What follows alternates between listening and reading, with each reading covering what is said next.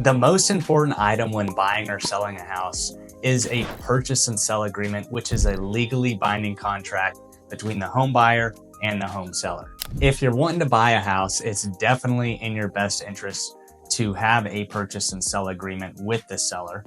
And if you're wanting to sell a house, the goal is to get a purchase and sell agreement presented to you from a home buyer that you would be willing to sign. In the state of Tennessee, the home buyers really have all the protection, and that's because of the three main contingencies, which are the home inspection contingency, the appraisal contingency, and the financing contingency. Now, I understand that those three contingencies are not always put in a real estate contract. Sometimes the buyer is willing to waive those contingencies. But today I want to go over the purchase and sell agreements and some negotiation tactics that will help you if you're either buying a home or you're selling a home. That way you'll be ready for your next real estate transaction. So I'm going to go section by section of this offer or a purchase and sell contract. And like I said, this is probably the most important document between a buyer and seller. And lines 1 through 10 are just going to be for buyer, the name of the seller, address, city, state, zip, and the instrument number, which is found on the tax records. Now, this buyer is asking for a garage door opener since there is a garage door. And as you can see here in this section, the buyer is asking for all the kitchen appliances with the washer and dryer. And since the seller said in their MLS brief that the storage shed does not stay with the house and they're going to be taking it with them, this is where something like that would go. And since the buyer is not getting a leased item, they're not leasing a security system or anything like that, most of the time this box on line 33 is going to be checked. Here you have the purchase price of the property and the amount that the buyer is getting the loan for. So this buyer is putting down as a down payment 20% of the sales price. And what's really important is to make sure that if you are buying a home, to have your pre-approval letter before shopping for houses, or if you're paying cash, go ahead and get that proof of funds letter.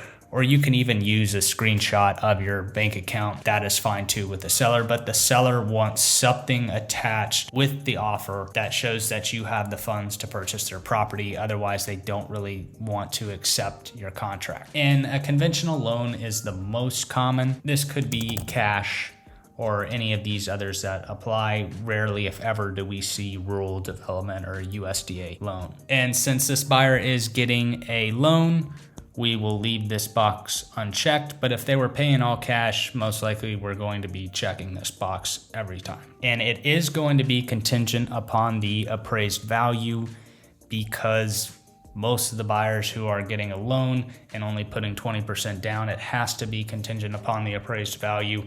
If the buyer was putting down 70, 80%, the lender could waive the appraisal since they're putting down so much. If you're paying cash, most likely you're not gonna have it contingent upon the appraised value. And for the closing expenses, this is where the buyer may ask for a credit towards their closing costs.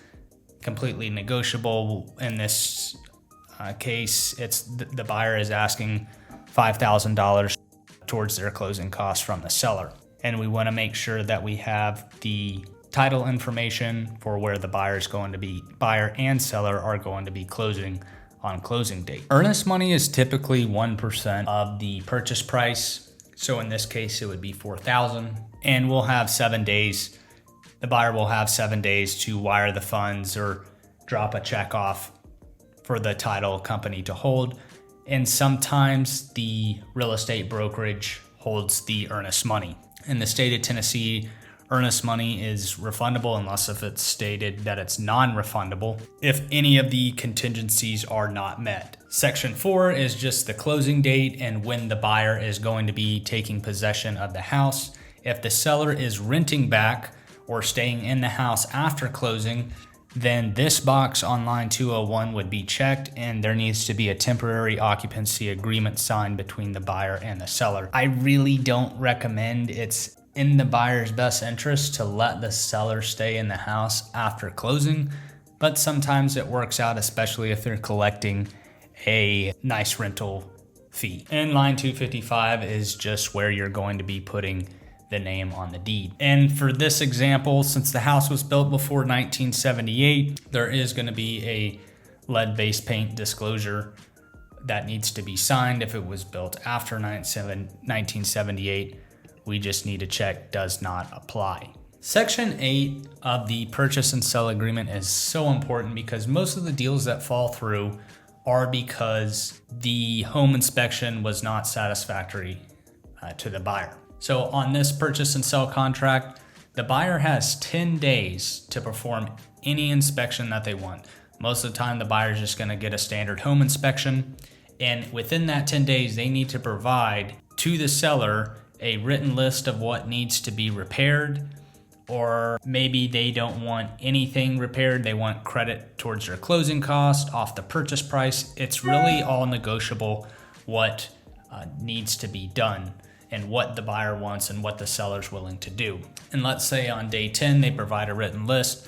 Well, then they have what is called the resolution period. Here, there's an additional 2 days for the seller and the buyer to reach a mutual agreement for the items to be repaired or replaced, or if there's a credit back to the buyer or reduction off the purchase price. It's really important to stay within this timeline. You don't want the buyer to be past the home inspection contingency and them not be able to negotiate anything. So be sure to stay within this time frame. And if sometimes the buyer is not going to ask for anything and they're going to check this box as is, which means there is no resolution period. The buyer's taken the property just like it is, or they are walking away from the deal.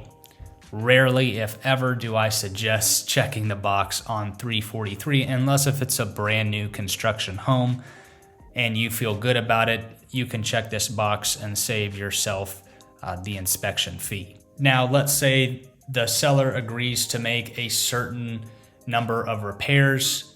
Typically, the repairs need to be done at least 1 day before closing because the buyer's going to have their final inspection about 1 to 2 days before closing. They get a final walkthrough to make sure everything is still okay with the house. A home protection plan is just another term for a home warranty. I personally don't like home warranties. Now, if you talk to someone who sells home warranties, of course, they're going to be offer a home warranty. And I have seen them work out in favor for the buyer. However, sometimes they just say it's a pre-existing condition and they won't replace whatever needs to be replaced. And here we have the special stipulations, which the buyer may put that this offer is contingent upon the sale of their home. And you would want to put if it's past the home inspection period and appraisal or not. You want to be as detailed as you possibly can. And some agents will put that the buyer's requesting $5,000 towards closing costs, $10,000 towards closing costs, whatever it is. Really, you're free to put about whatever it is that you want here. And a good time limit offer is to give the seller at least 24 hours to decide. If there's multiple offers, you may want to even give them a little bit more time. And that's pretty much it in a nutshell. So the buyer's going to sign here. If it's a husband and wife, they'll sign here, they'll sign and date. Then they'll send it to the seller to accept, counter, or reject, and they'll sign here. At the bottom is where the information for the agents go. So the buyer's agent's information is going to go over here. This listing agent's information is going to go over here.